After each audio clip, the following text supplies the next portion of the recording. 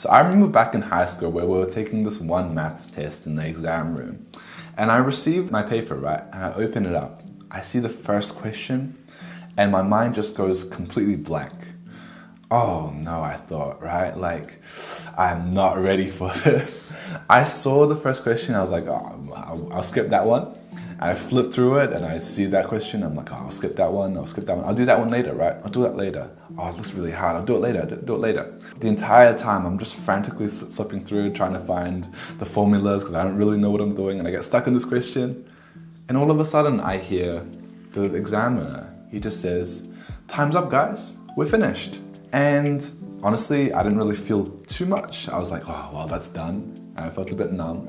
But I remember a couple of days later receiving that test back, seeing the result, and I got 30%, bro. 30%, bro. Like, I'm Chinese, right? That's a fucking dishonor, right? Dishonor to your ancestors. I felt like shriveling up and like crying in the corner. I didn't even want to look at it, honestly. I felt like throwing it away. I felt so bad, I completely fumbled that test, right? Back then, obviously, I hadn't prepared as much as I should have, right? But also, I hadn't been taught how to properly take my exams, or how to do well on the day of my exams, how to not choke, right? And so if you relate to that story, here's exactly how you can do well on your day of your exams. From a student who, got these kind of results in my A-levels as well, but also throughout my years as an engineering student as well. What I want to emphasize for you first off is that when you do an exam, you need to put yourself in a good state of mind. You need to be thinking like a positive thought. You need to think in like a winner's mindset, right? Versus imagine if you were stressed, right? Well, you're stressed and you're worried and anxious and all the time, right? You're not going to be performing as well as you would optimally be, right? Sure, a little bit of stress and a little bit of stakes can help build up some adrenaline. But being overly stressed and worried, that's not going to help you, and it's not going to help you retain information as well. So we need to put yourself into a good state of mind. And one of the best ways to do that is by visualizations, where you must visualize a positive result, right? So for example, if you're taking an exam tomorrow, right? Before that, you could try visualize the end result. Visualize the dream result happening actually. So visualize the emotions you would feel if you got that A+, if you got 100% in that exam, or maybe even if you got 80% in that exam, you did way better than normal, right? Visualize that kind of dream result that you want and visualize it happening. And when you visualize it, you start to feel some of the emotions that you would feel when you visualize it, right? So you start to feel and put yourself more into that mindset of a winner, right? This is something that most people don't do. They visualize like the negatives, right? They think, oh yeah, what if I fail? What if I fail? What if, oh man, last time I hope I don't fail, right? That kind of mindset, right? I hope I don't fail. Subconsciously in doing that, where you're thinking, oh, don't fail, you're actually starting to create it more in real life, because if you start to think more about failing, you're actually more likely to fail in a weird way, because you're putting yourself in that kind of emotional state, right? If you put yourself in the emotional state of like winning, of like a guy, of like, LeBron James on the court side, you are the winner, right? You're King James or whatever, right? If you put yourself in that kind of mindset, you're actually more likely to attract that. You're more likely to achieve it, because you'll be more calm and clear and confident, right? If you imagine that you've already achieved A+, achieved A*, and that you've already won, well, if you're in that kind of mindset, then you're probably going to perform pretty well, right? This is why a lot of athletes do it, right? LeBron James does not imagine himself losing, right? LeBron James is not sitting there worrying about failure, worrying about that. Because you need to visualize the end result and visualize a positive result, right? And so that can help put you in the state of mind of someone who's going to be confident and do well in his exams, right? Doing like a quick couple minute visualization, or you just imagining yourself with that end result in as much detail as possible will make it like as real as possible, right? In a weird way, you're starting to delude yourself into becoming more successful in like a good way, right? In like a good way. Also, on top of that, to put yourself in that kind of positive, confident, calm mood is also to remind yourself and affirm yourself and remind yourself of the work that you have done, right? So even if you haven't actually studied that much, remind yourself that you have still studied. You still studied this topic pretty well. You're still pretty confident about this. Focus on some of the positives, right? Instead of thinking, oh no, what if protein synthesis comes up on this bio exam?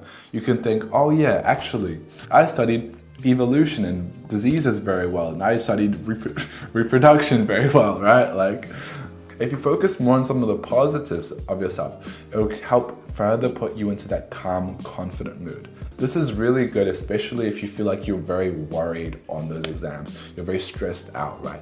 If you found this video helpful so far, have a look at the top link in the description below, especially if you're an engineering or a STEM student yourself. Have a look at that. But just a couple of visualizations and affirmations can really help set you in the right kind of mood for success.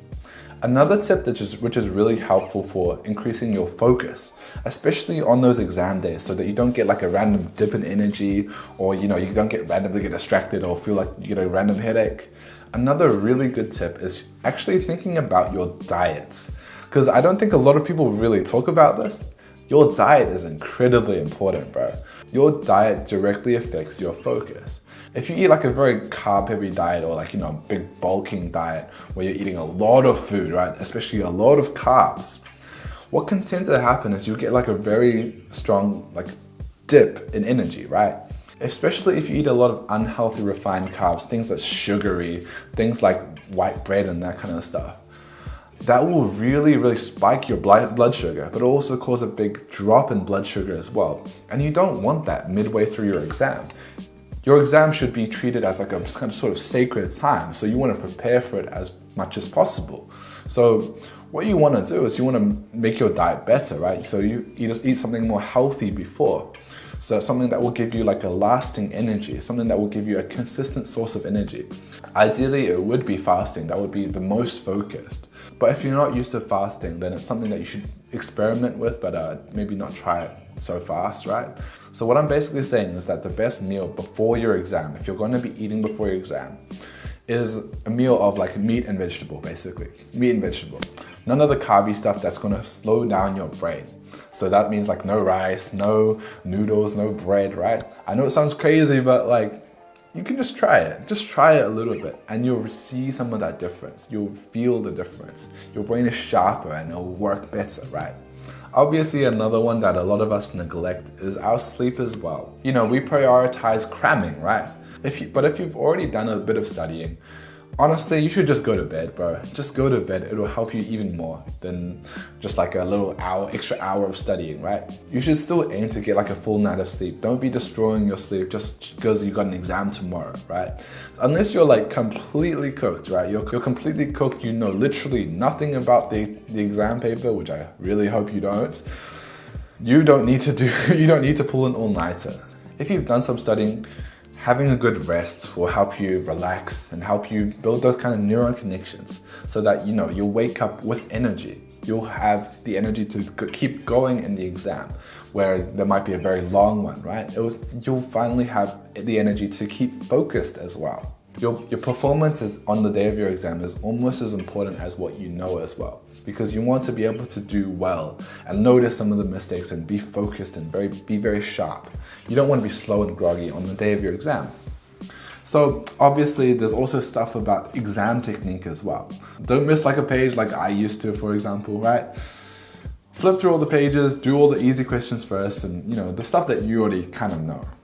But if you start to implement some of these techniques and you take care of yourself, especially take care of your health, especially before the day of your exam, do some visualization, put yourself into that calm, confident mood, then I'm sure you're going to perform so well in your exam. If you found anything in this video helpful, have a look at the top link in the description below, especially if you're a STEM or an engineering student. I'm building a community of like-minded students in there. Thank you for watching. See you later. Bye-bye.